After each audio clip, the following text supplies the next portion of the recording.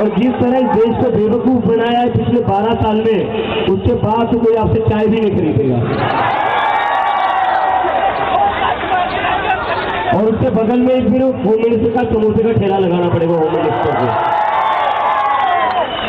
और दिल्ली पुलिस से मेरी रिक्वेस्ट है, दिल्ली पुलिस से मेरी रिक्वेस्ट है, जिस दिल्ली पुलिस ने बच्चों को बहरेमी से पीटा, लड़कियों को बहरेमी से पीटा, लड़कियों के कपड़े फाड़कर उन्हें पीटा, पूरी दुनिया में आपकी चूचू हो रही है, पूरी दुनिया में आपकी बदनामी हो रही है।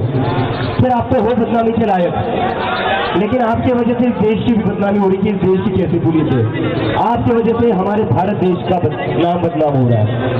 तो सुधर जाइए, दिल्ली पुलिस वालों भी सुधर जाइए, अपने देश की बदनामी मत करिए। और हो क्या रहा है, ये बीजेपी वाले क्या कर रहे हैं, दिल्ली पुलिस क्या कर रही है, चारों तरफ पत्थरों से भरे ट्रक लाकर खड़ी कर रही है। बीजेपी वाले अपने गुंडे भिजवाकर वही पत्थर दिल्ली पुलिस वालों पर फिकवा रही है। तो बीजेपी वाले पुलिस को पीट रही है, पुलिस हमें पीट रही है। तो पुलिस वालों, आप लोग भी थोड़ा दिमाग लगाओ। हम लोग तो आपकी इज्जत करते हैं, आपको तो पीट रहे हैं, भाजपा के गुंडे आपको पीट रहे हैं।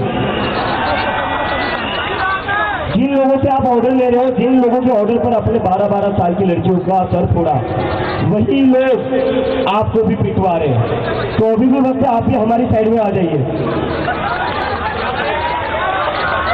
आप भी हमारी साइड में आ जाइए। क्योंकि आपकी जो पेमेंट आती है हर महीने, वो पीएम केयर फंड से नहीं आती है, वो अडानी के ऑफिस से नहीं आती, वो हमारे टैक्स के पैसे से आती है। और आप किसी एक पार्टी की पुलिस नहीं हो, आप इस देश की पुलिस हो, आप किसी एक पार्टी की पुलिस नहीं हो। अगर आपको एक पार्टी की पुलिस बननी है तो जो खाकी वर्दी है, उस खाकी वर्दी को निकाल दीजिए, बीजेपी हेडक्वार्टर के सामने चले जाइए और वहां चिल्लाइए, मैं भी चौकीदार। खाकी वर्दी को बदनाम मत करिए, उस वर्दी की कोई इज्जत है। आपकी करतूतों के कारण, आपकी ब्रूटैलिटी के कारण, भाई थोड़ी देर पहले बढ़ा देते यार, ध्यान नहीं है यार बोलने में। तो आपकी ब्रूटैलिटी के कारण उस वर्दी पर दाग लग रहा है। मतलब मुझे तो ये समझ में आता है, जिन दिल्ली के पुलिस वालों ने 12-12 साल की लड़कियों के सर फोड़े, वो घर जाकर अपने बच्चों को क्या कहते होंगे। घर जाकर उनके बच्चों को लगता होगा पापा आज ड्यूटी से आए, पापा ने चोरों को पकड़ा होगा, पापा ने क्रिमिनल्स को पकड़ा होगा, पापा ने गुंडों को पकड़ा होगा। लेकिन पापा क्या करके आए, पापा 12 साल की बच्ची का सर फोड़ कर आए। पापा क्या करके आए, पापा क्या करके आए, पापा लड़कियों के कपड़े फाड़ कर उनको पीट रहे थे। पुलिस वालों के बच्चों को लगता होगा कि पापा तो हमारे हीरो है, लेकिन पापा ने जो 20 जुलाई को काम किया ना, वो गुंडों वाला काम है, वो हीरो वाला काम नहीं है। वेरी सॉरी टू से दिस। नहीं, पापा बिके हुए नहीं है, पापा की मजबूरियां है, पापा की मजबूरियां। जो ऊपर से ऑर्डर आता है, वो कैरी करना पड़ता है। लेकिन भले ही आपके ऊपर से जो भी ऑर्डर आए, कहीं ना कहीं आपको भी तो आपकी अंतरात्मा की सुननी पड़ेगी। कैसे आपका मन मान जाता है, कैसे आपका मन राजी हो जाता है 12 साल की लड़की का सर फोड़ने के लिए, कैसे आप तैयार हो जाते हो लड़कियों के कपड़े फाड़ने के लिए, कैसे? कहीं ना कहीं तो आपको भी सोचना चाहिए ना, ये ऑर्डर सही है या नहीं है। अगर आप में ये सोचने की भी एबिलिटी नहीं है कि ये ऑर्डर सही है या नहीं है, तो फिर इतनी पढ़ाई का क्या फायदा, जो पढ़ाई करके आप पुलिस में भर्ती हुए हो। आईटी सेल में ही चले जाते, बीजेपी में ही चले जाते, क्योंकि बिना पढ़ाई तो वहीं पर प्रमोशन ज्यादा होते हैं।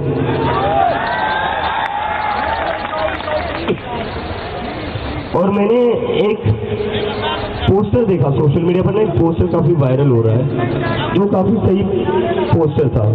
वो पोस्टर क्या था, वो पोस्टर था बीजेपी वालों के लिए कि स्टूडेंट्स से इसलिए पेड़ दिया, अगर रेपिस्ट होते तो एमएलए या एमपी बना देते।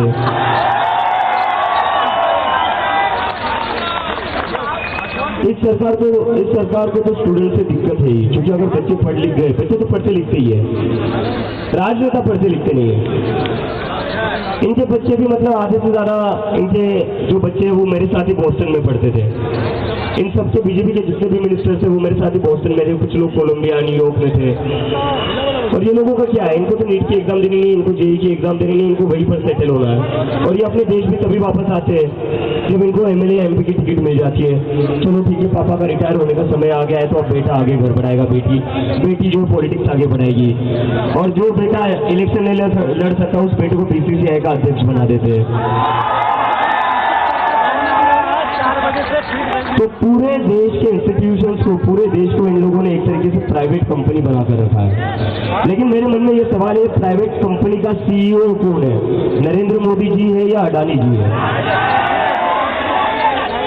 आपने प्राइवेट कंपनी तो बना दी, लेकिन सीईओ कौन है ये भी थोड़ा बता दीजिए, क्योंकि बहुत सारा कंफ्यूजन रहता है। क्योंकि सारे टेंडर, सारे कॉन्ट्रैक्ट तो किसको मिलते हैं? किसको मिलते हैं? अब मोदी जी इतने सेल्फलेस तो हो नहीं सकते कि वो खुद का घाटा करके अदानी जी को सारे कॉन्ट्रैक्ट दे दे। देखिए मोदी जी, मैं यही कह रहा हूँ आपको, धर्मेंद्र प्रधान का इस्तीफा ले लीजिए, वरना बहुत आगे जाएगी बात। फिर बात बस धर्मेंद्र प्रधान तक नहीं रहेगी, आपके सारे काले चिट्ठे निकाले जाएंगे। किस तरह से आपने इस देश के जंगलों को बेचा है, देश के एयरपोर्ट को बेचा है और एक इंसान को दे दिया। इस देश की जनता गरीब से गरीब होते जा रही है और एक इंसान है, बस एक ही इंसान है जो अमीर होते जा रहा है, बाकी पूरी जनता गरीब होते जा रही है। मोदी जी का तो क्या है, वो फकीर आदमी झोला उठाकर ले चलेंगे। लेकिन मुझे लगता है उनका वो झोला भी जो है ना, वो 10 लाख का होगा, जिस पर मोदी मोदी मोदी मोदी लिखा हुआ होगा। डिजाइनर झोला होगा, वो डिजाइनर झोला होगा। तो मोदी जी, मेरी आपसे फिर से रिक्वेस्ट है, धर्मेंद्र प्रधान का इस्तीफा ले लीजिए, वरना बात सिर्फ धर्मेंद्र प्रधान के इस्तीफे की नहीं रहेगी, बात आपके इस्तीफे पर भी आ जाएगी। और वो आएगी, जैसी आपकी हरकतें आएगी, वो इतना तो मैं आप लोगों को कहता हूँ, आएगी बात। स्टूडेंट की सुन लीजिए, एक इनकॉम्पिटेंट, एक फेल्ड मिनिस्टर इस देश के करोड़ों स्टूडेंट से ज्यादा इंपॉर्टेंट नहीं हो सकता। और अगर एक फेल्ड और इनकॉम्पिटेंट मिनिस्टर इन करोड़ों स्टूडेंट से ज्यादा इंपॉर्टेंट है, तो याद रखना, चुनाव में आपको इनमें से कोई भी वोट नहीं करेगा। और ये बात बस स्टूडेंट की नहीं है, एक स्टूडेंट पर लाठी चलाओगे ना, तो समझ लो उसके घर के 4 वोट कम होंगे। मोदी जी को बाकी चीजें समझ में आती है, उनको बस वोट की भाषा समझने में आती है, बस वोट की भाषा समझ में आती है। तो मैं सिंप्लीफाई करके बता देता हूँ, अगर एक स्टूडेंट पर लाठी चलेगी तो उसके घर पर ना उसके माँ बाप आपको वोट देंगे, ना उसके भाई बहन उसको वोट देंगे। तो एक स्टूडेंट पर लाठी चलेगी तो 4 वोट कम हो गए। और वैसे भी आपको वोट देकर कितने वोटों से आप प्रधानमंत्री बनते हो? 35-40% वोट से वोट शेयर से आप प्रधानमंत्री बने हो। 60% देश की जनता तो वैसे भी आपके खिलाफ है। उस 40% में से भी अगर 20% कम हो गए तो रेलवे स्टेशन पर चाय की टपरी खोलनी पड़ेगी। तो ठीक है दोस्तों, कोई बैठकर थका तो नहीं है? देखिए कितने लोग आज आप पहली बार आए? अरे बाप रे! और कितने लोगों का ये जिंदगी में पहला प्रोटेस्ट है?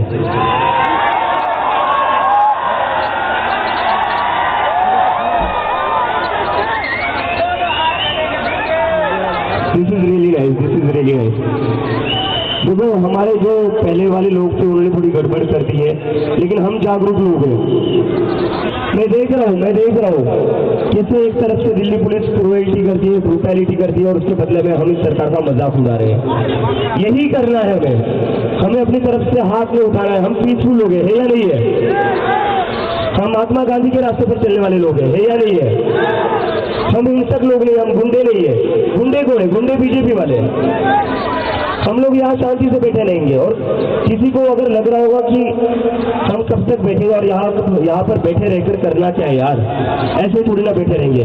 जब भी आपके मन में ये सवाल आए तो ये सवाल जरूर, ये बात जरूर याद रखना, मैं यहाँ पर 34 दिनों से बैठा हूँ।